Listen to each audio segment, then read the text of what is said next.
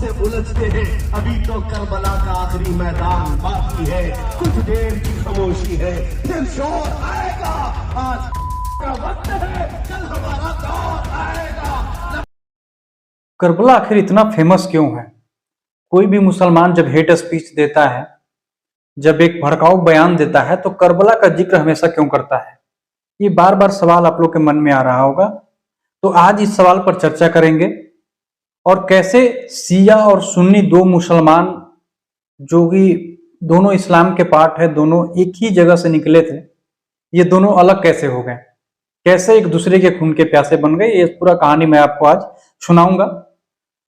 गुजरात के चुन्नागढ़ से एक मौलाना सलमान अजहरी का गिरफ्तारी हुआ है, जो एक हेट स्पीच दे रहे थे। जब राम मंदिर का इधर प्राण प्रतिष्ठा हो रहा था, तो सेम टाइम में गुजरात के चुन्नागढ़ में एक हेट स्पीच वायरल हो रहा था। उसमें बार बार बोला जा रहा था कि हम अपने, आज तुम्हारा समय है, तुम खुशी मनाओ, जब हमारा समय आएगा तो हम करबला का मैदान बना देंगे। तो ये करबला जो शब्द आया, ये करबला जो बार बार जिक्र होता है, इसके बारे में आज मैं बताऊंगा। आप वीडियो को लास्ट तक बने रहिएगा। लेकिन उससे पहले मैं बता दूं कि मेरा नाम मुकेश है और आप न्यूज 93 लाइव देख रहे हैं। अगर आप फॉलो नहीं किए हैं फेसबुक पर तो फॉलो कर लीजिए, अगर आप यूट्यूब पर देख रहे हैं तो सब्सक्राइब कर लीजिए। चलिए कहानी का शुरुआत करते हैं कि करबला इतना फेमस क्यों है। आप लोग को इसके लिए एक कहानी जानने के लिए आपको आज से 1400 साल पहले जाना पड़ेगा। 1400 साल पहले जब अरबियन कंट्री में एक राजा हुआ करता था जिसका नाम था खलीफा यजीद, जो कि सुन्नी इस्लाम को मानता था। सुन्नी, वो इस्लाम में सुन्नी और शिया दो होता है, तो वो सुन्नी को मानता था। ये खलीफा यजीद इतना डेंजर, इतना खतरनाक एक राजा था कि इसका कानून से पूरे अरब के कंट्री वाले परेशान थे, सब लोग परेशान थे। जैसे आप लोग पद्मावत फिल्म देखे होंगे, पद्मावत फिल्म में जिस तरह से दिखाया गया है, जिस तरह से कहानी बताया गया है, पद्मावत में दिखाया गया है कि खिलजी को अगर कोई पसंद आ गया, जो भी पसंद आ जाता था, चाहे वो बगल का राज्य का कोई किला हो, किसी की पत्नी हो, किसी की बहन हो, बेटी हो, कुछ भी, जो भी खिलजी को पसंद आ जाता था तो उसके लिए वो युद्ध कर देता था, उस पर हमला करके और उसको अपना लेता था। यहां तक कि अपने चाचा को भी नहीं छोड़ा, अपना राजगद्दी पर बैठने के लिए अपना चाचा को भी मार दिया।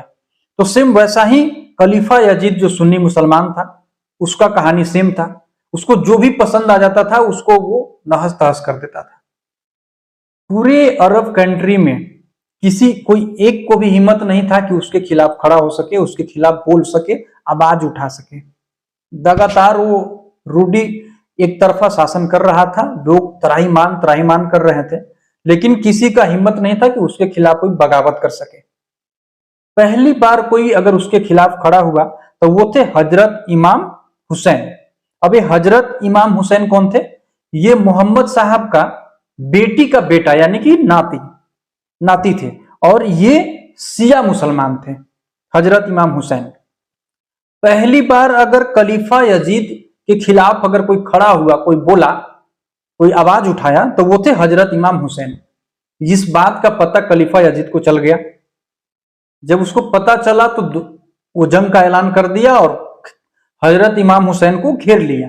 करबला का मैदान, जो कि अभी इराक में पड़ता है, इराक में हजरत इमाम हुसैन को घेर लिया और घेर के वहां पर जंग छेड़ दिया। और उस जंग में हजरत इमाम हुसैन, उनके भाई, उनके बेटे, उनके साथ 72 और लोग थे। सबके सब, जो कि 7 साल का बेटा, 5 साल का बेटी, इस तरह से सब, छोटे छोटे बच्चों तक का नहीं छोड़ा गया। बच्चा तक को खलीफा यजीद कत्ल कर दिया, खत्म कर दिया, हजरत इमाम हुसैन के साथ साथ। यहीं से शिया और सुन्नी का मेन लड़ाई शुरू हुआ। शिया धर्म वाले, जो कि हजरत इमाम हुसैन साहब को मानते हैं, और सुन्नी वाले मोहम्मद साहब को जो मानते हैं, मोहम्मद को मानते हैं। तो आप लोग देखे होंगे कि जब भी इस्लाम, तो सबसे पहले करबला, जो मैं बताया कि करबला फेमस क्यों है, तो करबला फेमस इसीलिए है क्योंकि वहां पर हजरत इमाम हुसैन साहब का कत्ल हुआ था।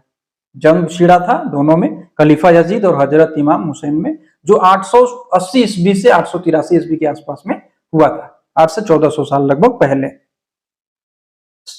आप लोग को ईरान का कहानी पता होगा कि सद्दाम हुसैन था। सद्दाम हुसैन भी एक सुन्नी मुसलमान था, और सुन्नी मुसलमान होने के वजह से वो ईरान का शिया मुसलमान को बहुत परेशान करता था। शिया और सुन्नी में वहां बनता नहीं था, और सद्दाम हुसैन को फांसी होने का मेन वजह भी यही था कि आपस में वहां शिया और सुन्नी को कभी पटा नहीं, और दोनों आपस में लड़ते रहे, जिसका फायदा अमेरिका पूरा पूरा उठाते रहा। एक कहानी और है कि सद्दाम हुसैन का जब फांसी हो गया, वो खत्म हो गया, मुहर्रम जब मनाया जाता है तो मुहर्रम के दिन मातम मनाया जाता है, यानी खुशी नहीं मनाया जाता। आप लोग देखे होंगे जब मुहर्रम होता है ना, तो मुहर्रम के दिन जो मुहर्रम का जुलूस निकलता है उसमें लोग अपने चाकू तलवार ऐसे मार के खून निकालते हैं, बहाते हैं और मातम मनाते हैं, रोते हैं एक तरह से। तो वो इसीलिए मनाया जाता है क्योंकि उसी दिन, मुहर्रम के दिन ही हजरत इमाम हुसैन साहब को याद करके लोग, क्योंकि उनका कत्ल कर दिया गया था, तो उन्हीं को याद करके जो शिया मुसलमान वाले हैं, जो शिया को मानने वाले हैं, वो लोग मुहर्रम मनाते हैं, और सुन्नी वाले इस चीज को नहीं मानते हैं। तो ये करबला का पूरा कहानी है। अब करबला का कहानी ये है कि दोनों इस्लाम को मानने वाले दोनों मुसलमान ही आपस में लड़े थे, लेकिन जब भी किसी मुसलमान को हेट स्पीच देना होता है, कुछ भड़काना होता है लोगों को, चाहे वो भड़काऊ बयान किसी के खिलाफ हो, हिंदू के खिलाफ हो, क्रिश्चियन के खिलाफ हो, किसी के खिलाफ हो, जब ये भड़काऊ बयान देना होता है तो उस करबला के मैदान को याद कराते हैं। तो करबला इसीलिए फेमस है।